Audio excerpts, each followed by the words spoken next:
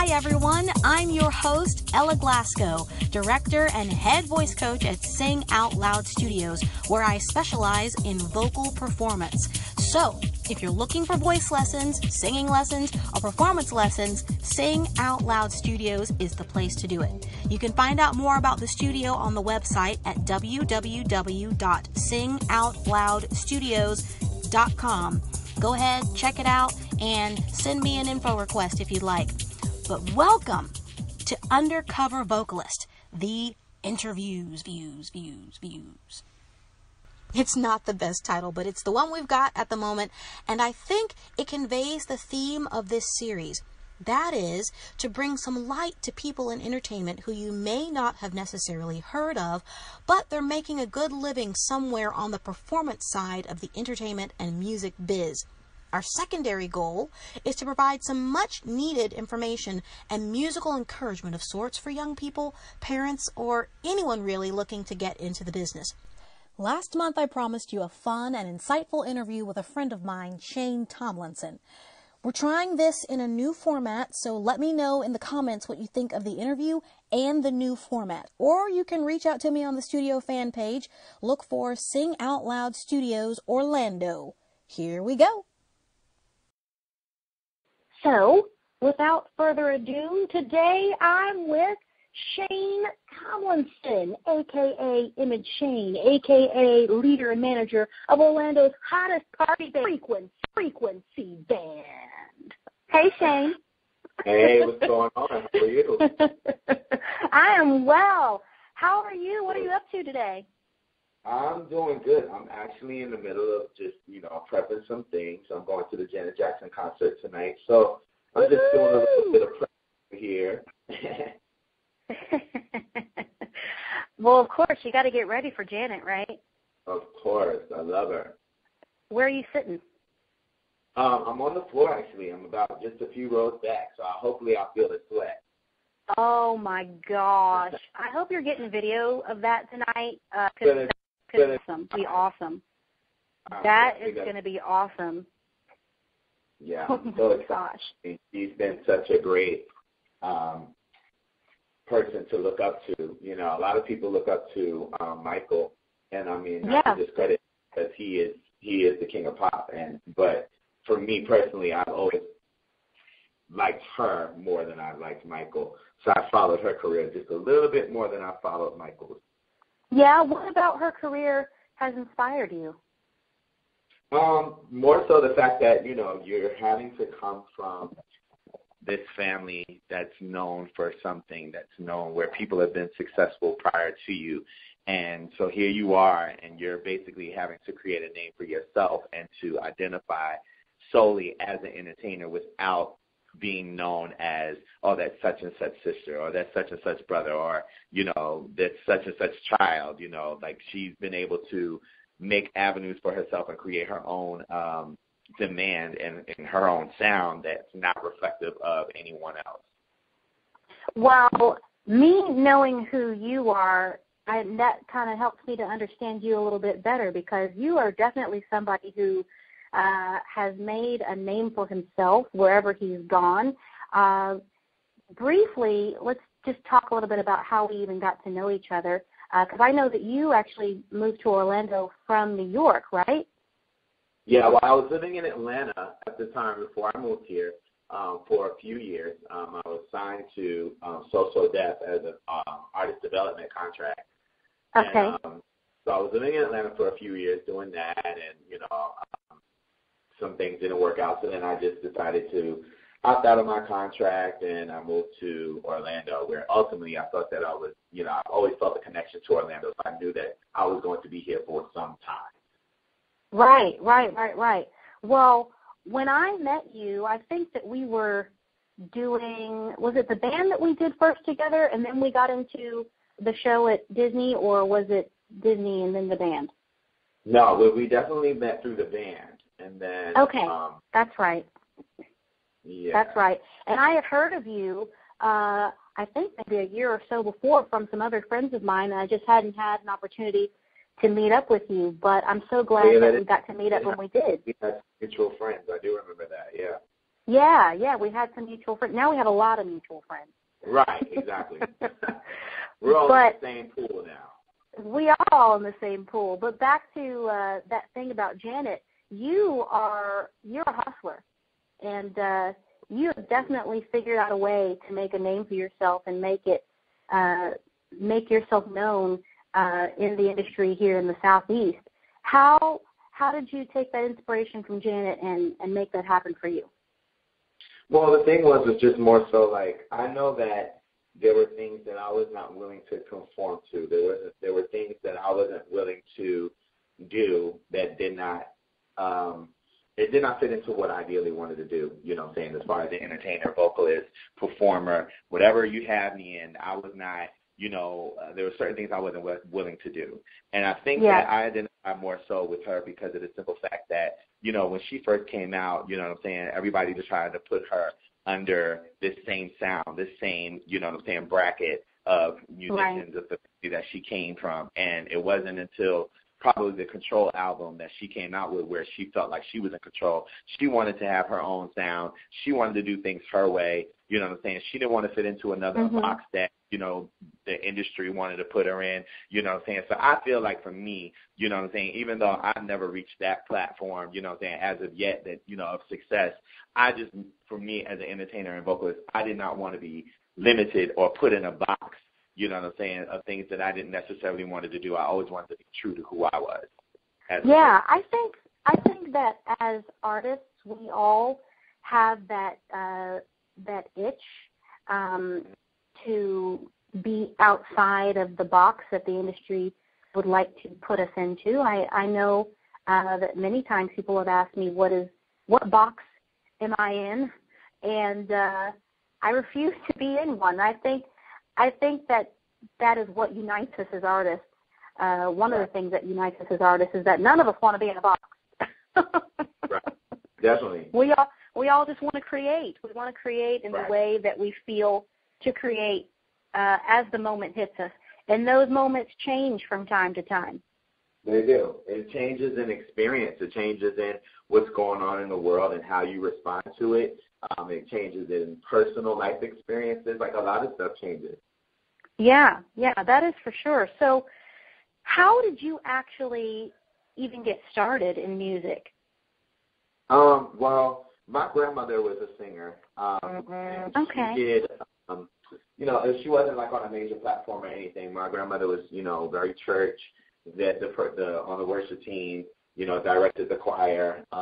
So I can recall, being younger and my grandmother being the person that taught me all that I knew in regards to singing, harmonizing, and from there it evolved for me, being in various worship churches, where I did, the choir, led solos and stuff like that. And this is all starting at the age of 3.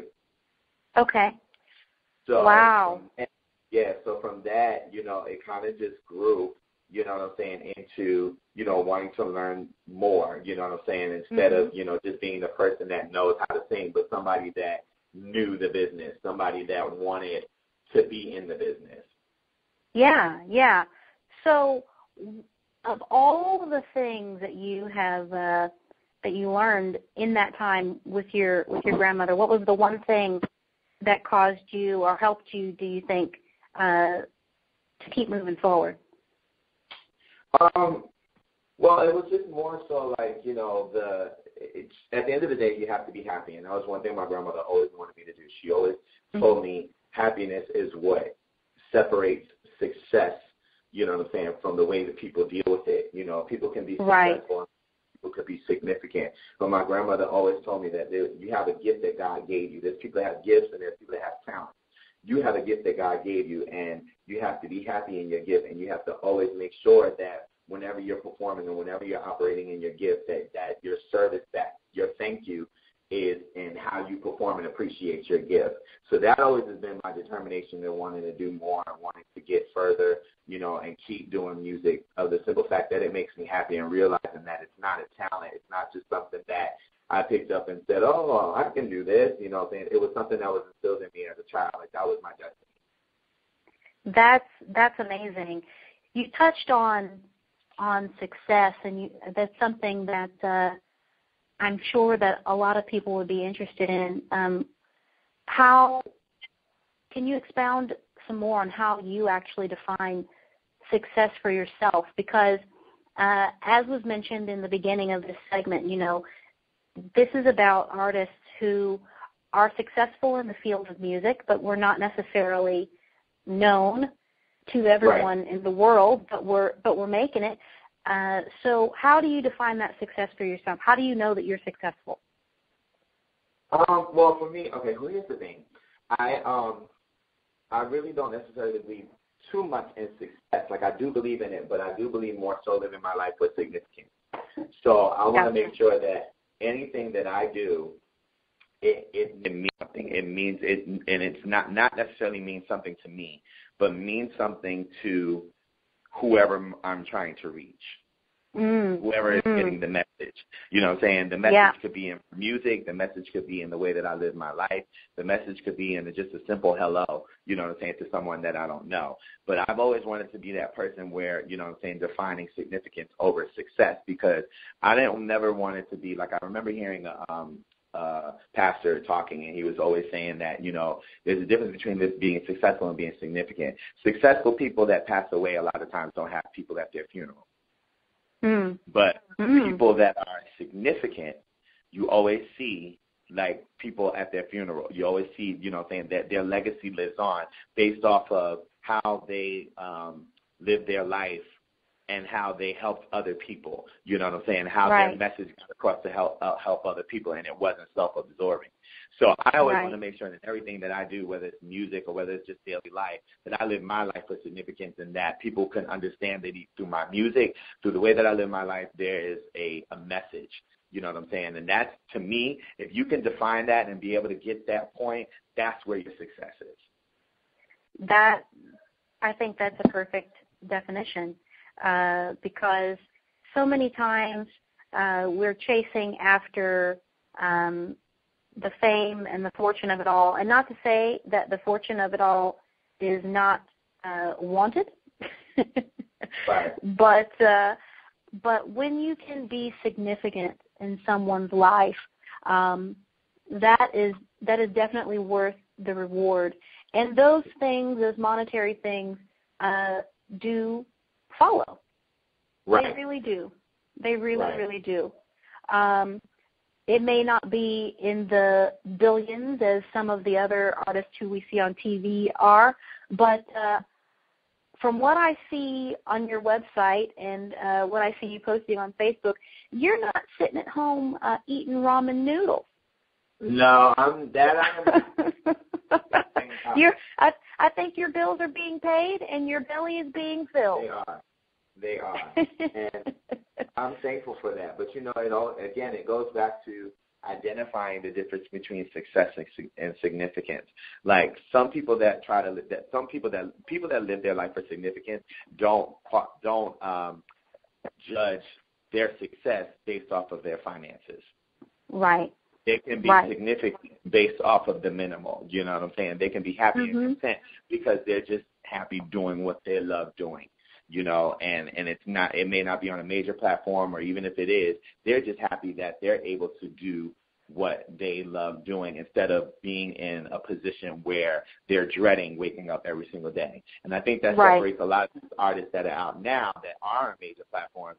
Yeah, they may have all the riches and they may have all the fame, but a lot of them don't have happiness. Right.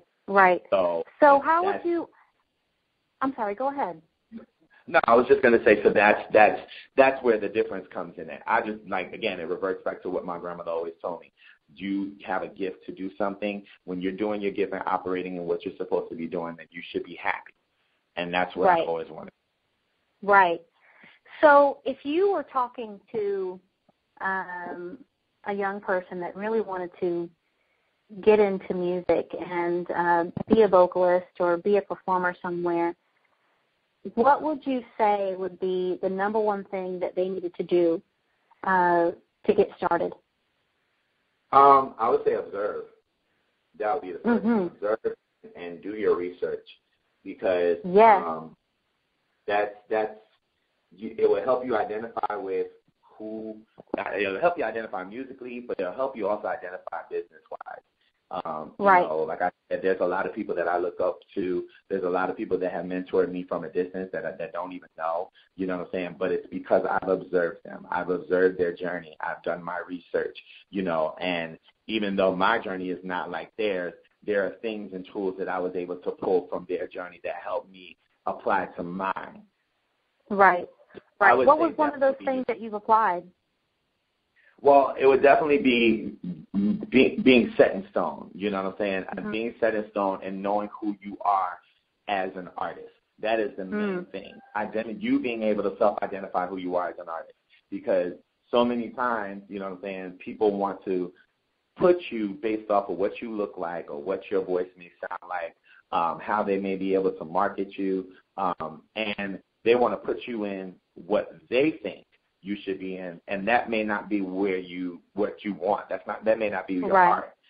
So it's important for you as an artist to be strong and to be able to identify, you know what I'm saying, who you are as an artist, who your target audience is, what's your message, and who you're trying to reach. Because when you write, you know what I'm saying, and you're getting your music out there, you want to make sure that everything that you put forth is in honesty. Right. Right. That is so true. And I know that so many young artists struggle with figuring out who it is that they really are. And, I mean, I'm going to just be honest. I know it took me a long time to figure out who I am as an artist because of that thing that we talked about earlier, not wanting to be in a box. And I think that when you understand who you are as an artist, it helps you to actually play outside of the box. Oh, yeah. Mm-hmm. Yeah. Because you don't have any limitations. You don't have any limitations. Right. You have your core values. You have your core message. You have where your firm foundation comes from. But it's like a tree. You know what I'm saying? When you plant the seed, you know what I'm saying, and you keep watering it yourself, the branches can go in different directions. But at the end of the day, it all reverts back to that one seed that you planted in the ground. Exactly. And I think, you just gave me a revelation right now. Knowing who you are as an artist doesn't define your genre. Right.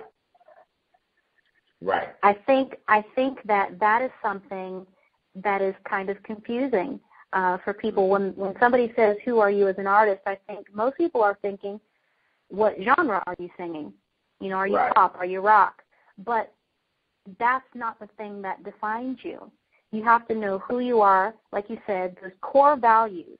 The core values that you have are what defines you. After that, you can put those core values into any genre that you please to sing. Yeah, I agree. I definitely agree. And there's, like I said, things change based off of your journey, based off of your life experiences. You may be feeling a certain type of way in one part of your life, and then as you evolve from that, you're no longer in that space anymore. So, like, maybe the dynamic of your message has changed, or maybe the music has changed, you know what I'm saying? Maybe you're now in a place where you're a little bit more settled now. And so, like, the music that you're putting forth is a little bit more relaxed and more comforting than it being talked about as more as the dramatics. You know what I'm saying? Really, because a lot of times artists, when they first come out, they always talk about the dramatics. It's always the dramatics that get the people, you know what I'm saying, looking at you. And then after a while, 3 or 4 albums in, they realize that, I'm not in that place no more. A great person to reference on that would be Mary J. Blige. When she first came out with her first 2 albums, you know what I'm saying, every single album that she had out up until her 3rd album was dramatics. You know what I'm saying? It was like she always had an issue. There was always a problem. She was, and it's relatable, because we identify with that. But when she got out of that place and she got to her happy, her music started to change. Yes. And then people didn't know how to necessarily identify with it because there were other people that were still in that dramatic state, and she wasn't there anymore. Right. And they're welcome to listen to her dramatic album. Right, exactly. It's already out. You can buy it, and you can still let that be your message if you want. But, as you grow and as your music changes, you become more universal, and more people starts to appeal to different audiences as you grow. Right. And that's the thing that keeps the audience listening. you live in your truth. And your truth doesn't change, but the way you feel about the world will change. Right. Because it all depends and as on long as exactly, it all depends on what's going on in your life. And as long as you are truthful and honest with that, people are drawn to that. People are drawn to truth. I agree. I definitely agree with that. That is amazing. I think that's really cool. I'm getting tingly listening to us having this conversation right now, and I can't wait to listen to it again because there's some really great nuggets that you've said that are really, really that will really go to the heart. There was something that you said earlier about business. This is something that I talk to my students about quite often, understanding that music is a business. You know, there's the airy-fairy fun part of it, but the thing that kind of boggles people's minds a lot of times is the other part of that phrase, business. You are a really great business guy. I appreciate that. Yeah, I believe that wholeheartedly because if you weren't, you wouldn't have blown up over Orlando in the speed at which you have. Because I have had the opportunity to watch it from the beginning and see how you've basically just taken over this region. What one business tip would you give to a young person? I think as far as business, the main thing is, my philosophy is that absorb as much as you can, just like you're, just like you may be giving out business, you know what I'm saying? It's a circle, you know what I'm saying? As much as you absorb in, it's your duty and your reasonable honor to share that with the next person. So, I just said this to someone else the other day. I think I might have posted it on my Facebook. When God blesses someone to bless you to be in the position that you are in today, your thank you back to God is to bless someone else that's following in your footsteps. So that, I think, reverts back to business, too, because there's a lot of things that you may learn. And there's people that comprehend in their own time, but there's always going to be a generation after you. So when you learn business or you learn certain things about the industry, and this can be universal. It doesn't have to be constricted to just music. But in any industry that you're in, whatever you absorb in, it is your honorable service to make sure that the generation after you is well educated on that. Right. So I always say that an effective businessman is someone that's not afraid or is not intimidated to share the things that they learn to someone else without feeling like it's a competition type of situation. You know what I'm saying? You're sharing it because you want business overall, generations, after you to succeed. Right. That is so very true. So that is so very true. That's the main thing about, being a true businessman. You know what I'm saying? Because you can be an employee, you're self-employed, but you're always going to have people that's following you. You know what I'm saying? Right. An effective businessman has followers, but at the same time, your followers are following you because you're a great leader. Right. Right. That's very true. Full circle, you know what I'm saying? Whatever you absorb in is your honorable service to make sure that it's like a sponge. You know what I'm saying? The sponge gets wet and it starts to get bigger because it's wet. And, you know what I'm saying, it's expanding with knowledge.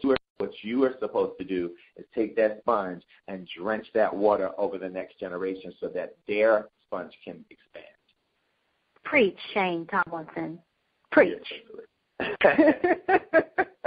We'll be passing the offering bucket a little bit later. Right. We do take love offering. Enter the organ. Yes, please.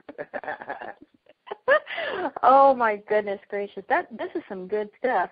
I'm going to keep saying that it's so fun to talk with you, and I've had a few opportunities to sit down and talk with you besides today. And every time I leave, when we have our actual conversations, not just playing around, but our actual conversations, I always leave with some encouragement and with some greater insight into the industry. And so I've got some fun questions for you now. Okay. Okay. If there was an interesting fact that, or I should say, are there any interesting facts that hardly anyone knows about you? For instance, I just found out, maybe everyone else that knows you knew this, but I just found out that you had a dance single. I was not aware of this.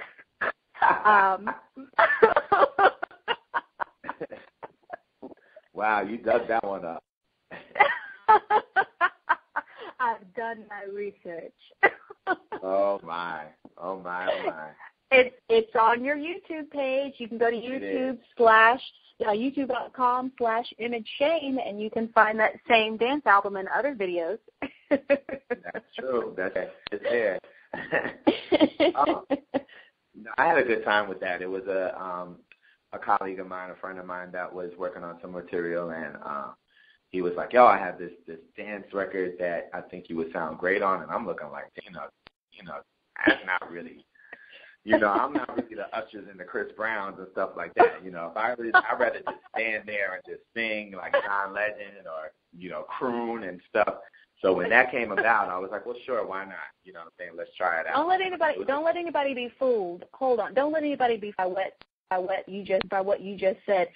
If you ever have an opportunity to go and watch Shane perform, the moves, okay? No. When he wants to move, he can move. Okay. That's not me on stage. I don't know who that is. That's not me on stage. That's a whole other being that takes over. Because I'm actually more. I am actually. I won't say shy, but I am rather reserved when it comes to when I'm off stage. Yeah. And when I'm on stage, it doesn't translate that way. But I am very reserved when I'm off stage. I think that's interesting. I think that us artists who are that way, when we're on stage, we are a heightened version of when we're on stage. Right. And I think sometimes that's hard for people to separate. Right. When they meet you, that's not to say that that we don't have a good time when we're off stage, but we're not on 11. All right, no. Everybody always thinks that about me. They always think that, like, I'm always on 100, like, every single time, And I like to have a good time. I'm personable. That's one thing. I am very sociable. I mean, I'll talk to anybody. But at the same time, like, I'm very, like, stand in the corner, like, I'm chill. Like, I don't have to be the life of the party. I'd much rather not be. Right. I totally understand that, and I feel the exact same way. I'm of that volition that, if there's somebody else in the room that feels that they need to be the center of attention, you can go ahead and have it. You can have it. You can have the spotlight. Trust me. I'd rather get paid to be the fool. Okay. Oh, Real. My goodness gracious. Was there ever any time that you found yourself the center of attention and realized that there was somebody else that needed it more? I'm sure there's been many times. Yeah, but I mean, I think the thing is, like, especially like, okay, because when I was living in New York and when I was living in Atlanta, I was doing more background work than I was doing, leading. Like I was singing background for a lot of artists, a lot of gospel artists, done some mainstream stuff for a lot of R&B artists too, some maybe one-offs. And it's weird because, like, even now I always say that I prefer to be in the background. Like, I prefer to sing background. Like, I do not feel like I need to be in the front. I don't feel like a spotlight needs to be on me. I would prefer not to, but for some reason, it just always pushes me to the forefront. So, like, certain things you just accept, you know what I'm saying? Even though somebody may deserve it and may need to be in it, certain things you do accept, you know what I'm saying? It's like, okay, well, every single situation always proves itself, like, I'm supposed to be where I'm at, Right. But I'm always down for, like, you know, taking the back seat. Don't get me wrong. You know, if I'm working with an individual and they prefer to, like, you know, go get their signs, then I'm usually the one pushing them before I'm pushing myself up there. Yeah. So you're not gonna try and push yourself on stage tonight with Janet Jackson?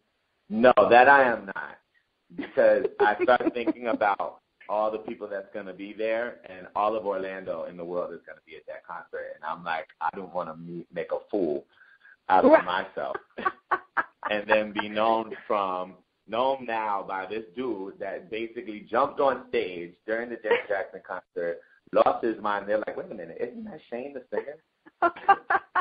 Nope. Isn't that Shane that we see, like, everywhere? Right. No, I don't want to do that.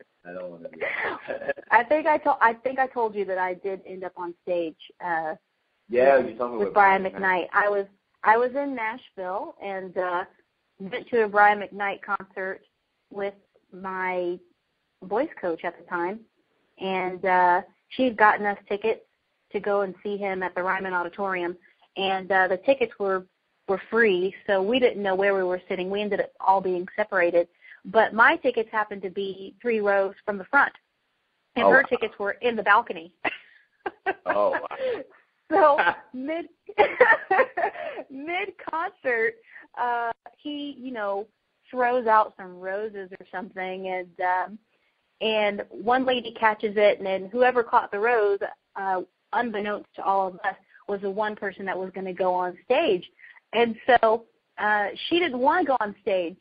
And my friend's looking at me, and I'm looking at her, and we're 3 rows from the front. We're not that close to where he's calling this lady on stage. But nobody else is trying to make their way. And, you know, it was kind of at a standstill. It almost feels like, oh, my God, this didn't work. And I was like, I'll do it. Oh, my God, right. He pulls me on stage, and then he sings to me and all that kind of fun stuff, walks away from me, and I'm on stage now. I'm not going to waste my time there. And as he walks away from me and turns his back to me, doing whatever he does, I don't remember exactly what I did, but whatever I did caught a lot of attention. Oh, wow. And people are like, whoa! And he's not looking at me, so he has no clue what's going on. And he's like, what is happening on stage? And he turns and sees that I am definitely pulling focus. Wow.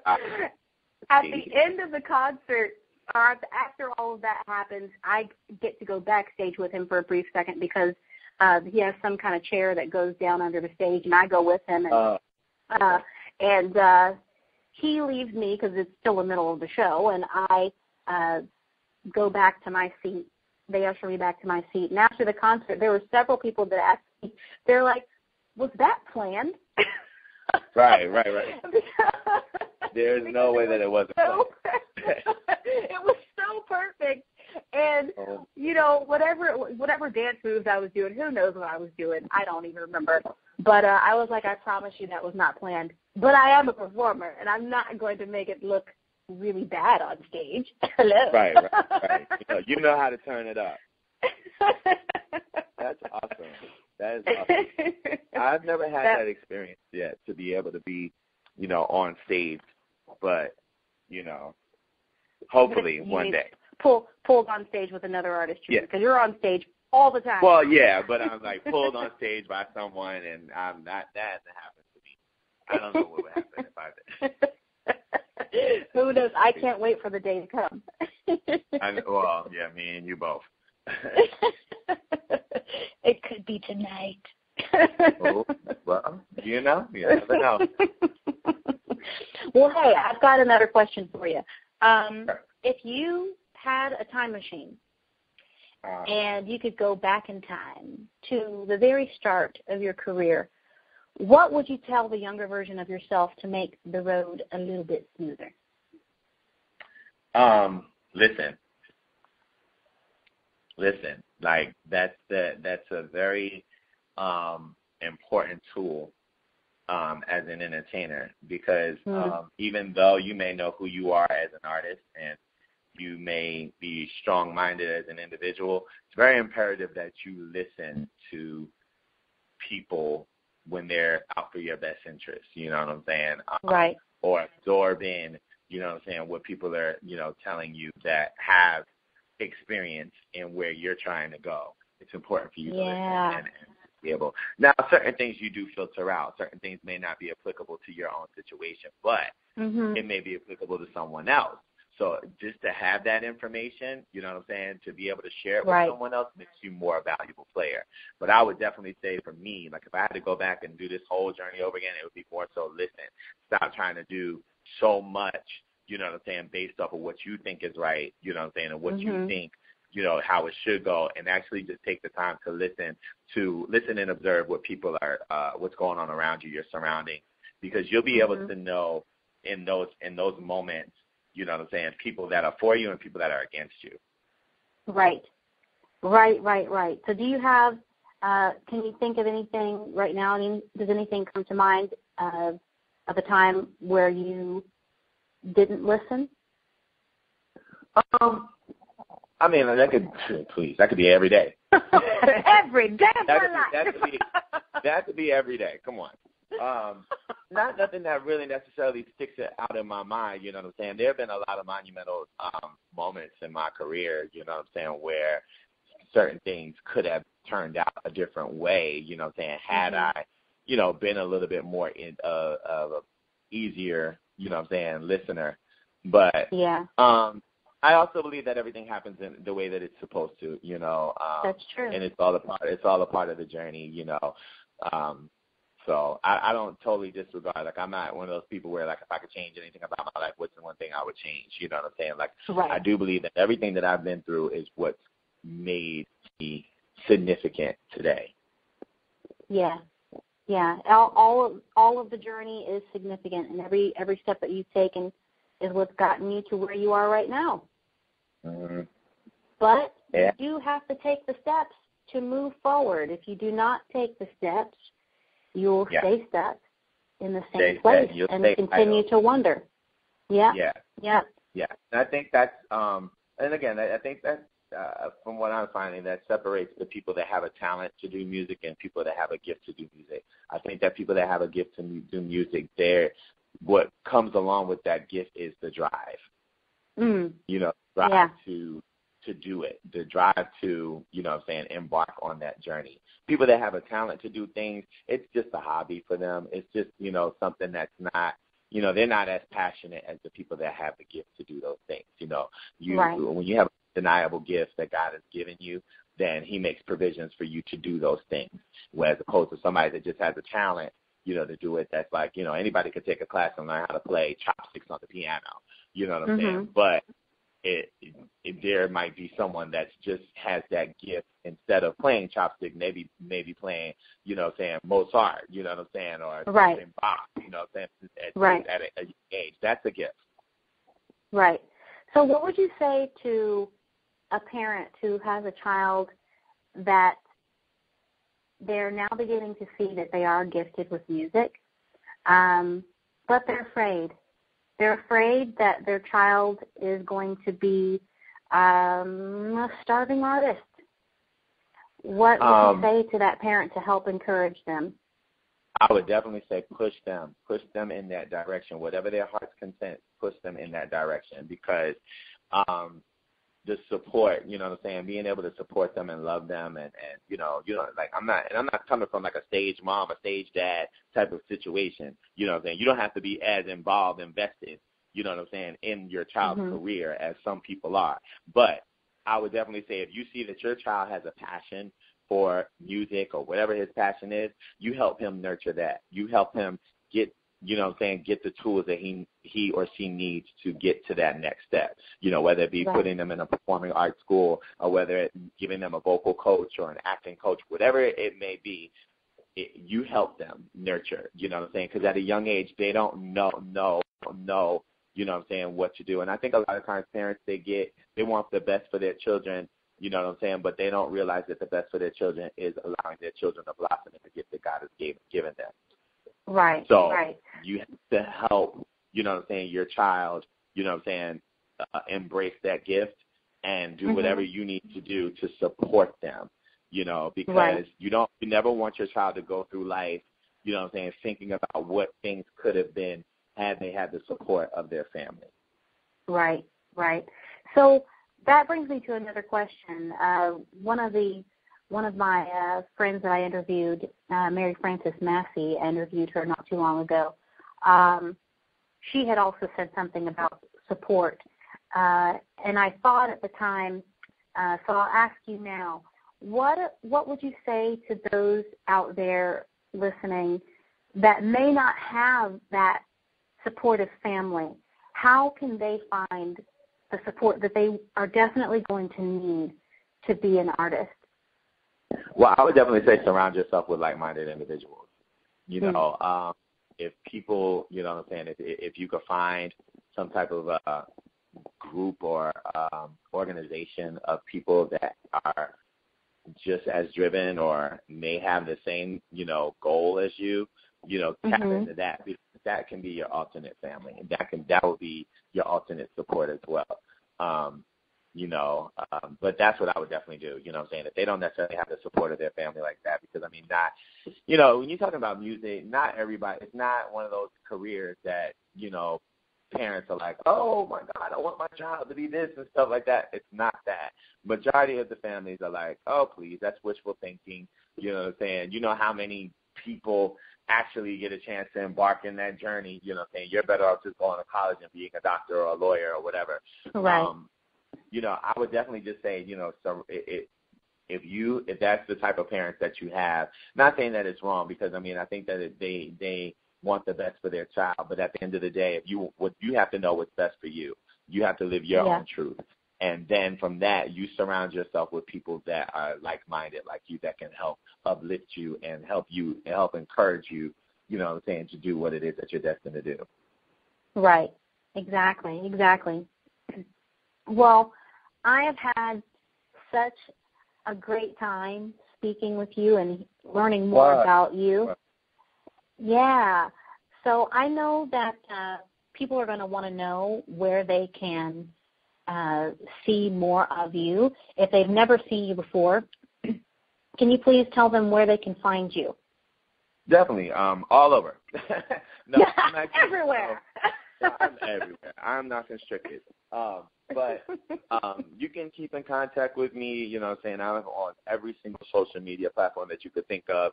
I'm on Instagram, Image Shane, IMAGESHANE. Like you stated before, I'm on YouTube too, Image Shane.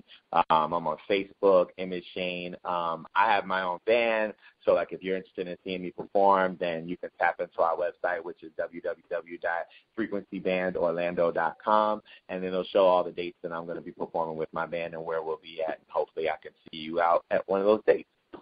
Yes. He performs all over Florida. He's in Tampa. He's in Orlando. He's in Miami. He's everywhere. All over. Find him somewhere. And I'll be putting those links. They should be popping up soon here so that you can see where he is, all of those things that he just mentioned. So one last question for you, Shane. Yes. If you were sitting on the porch at the age of 97, what would you like to look back over your life and smile at having achieved? I would like to be able to look back on my life and feel complete. Feel that every aspect of my life was done in completion, with no regrets, and with God's hand, but just to know that I'm able to sit on my porch at 96 or 97 years old and reflect back on the amazing opportunities that I was able to be a part of, and feel complete, feel content, feel happy, and feel that the generations after me, my grandchildren, their grandchildren, the grandchildren that come after that, have a legacy to look up to. That's awesome. Thank you so much, Shane. Thank you so much, Ella. I appreciate it. I appreciate you. This has been a wonderful time, and I know that everyone that has an opportunity to hear this and hear the things that you have said today, they're going to be changed, and hopefully they will be encouraged and to move and take those steps forward for whatever their dreams are. Obviously, I'm talking to artists, I'm talking to vocalists specifically who are performing in the music industry. But the things that have been said here today are things that encompass whatever part of life you'd like to be a part of. Whatever your dreams are, don't be afraid to go after them. Take those steps and move forward. Become that person that you dream that you want to become.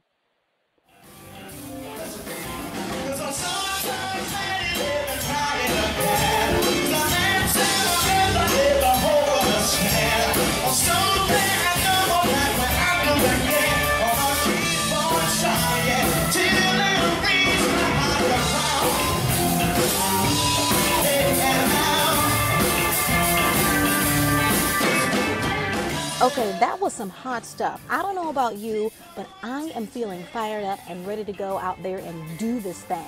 I hope that you took some really good notes. If not, go back and listen again.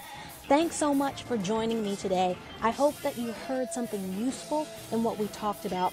If you learned nothing else, learn to listen. Truly listen and observe. Use what you hear and observe to grow yourself and make yourself a better person, a better artist. No artist is an island unto himself. Nobody can do this on their own, and it takes commitment. But know this, it can be done. You can learn more about today's special artist by checking them out on their social media sites. On Twitter, Instagram, Facebook, and YouTube, search for Image Shane and his band, Frequency Band Orlando. Or if you're listening to this with the video, you can click on the direct link in the comments below. Once again, I'm your host, Ella Glasgow, and I've had a great time with you today. Stay on the lookout for our next interview with one of my favorite soul artists, Michael Inge. This guy has a voice that will blow you away, and the songs that he writes truly go straight to the heart. Until then, don't forget to follow us on Facebook at Sing Out Loud Studios Orlando. And of course, if you're looking for more voice and performance training, check out the website at singoutloudstudios.com. Keep singing.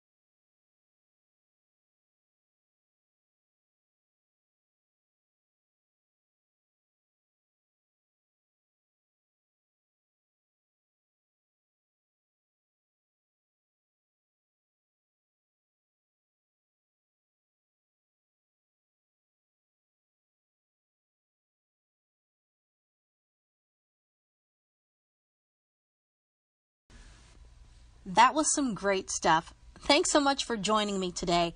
I hope that you heard something useful in what we talked about. One of the biggest points being that nobody can do it all on their own, and it takes commitment. But most of all, it can be done. You can learn more about today's special guest by checking out her social media sites. On SoundCloud, you can follow her at Mollywood Music. That's MOLLYWOOD Music. On Instagram, look for fashionista.in.the.making. On YouTube, you can search for fashionista.in.the.making and look for her cover photo of Mollywood Music. Or if you're listening to this with the video, you can click on the direct links in the comments below. Once again, I'm your host, Ella Glasgow, and I've had a great time with you today. Stay on the lookout for our next interview with an artist that has taken Orlando by storm, Shane Tomlinson, with his band, Frequency Band. He's a friend of mine, and he's got some really hard-hitting and encouraging stuff to say about being in the music industry. Until then, don't forget to follow us on Facebook at Sing Out Loud Studios Orlando. And of course, if you're looking for more voice and performance training, check out the website at www.singoutloudstudios.com. Keep singing.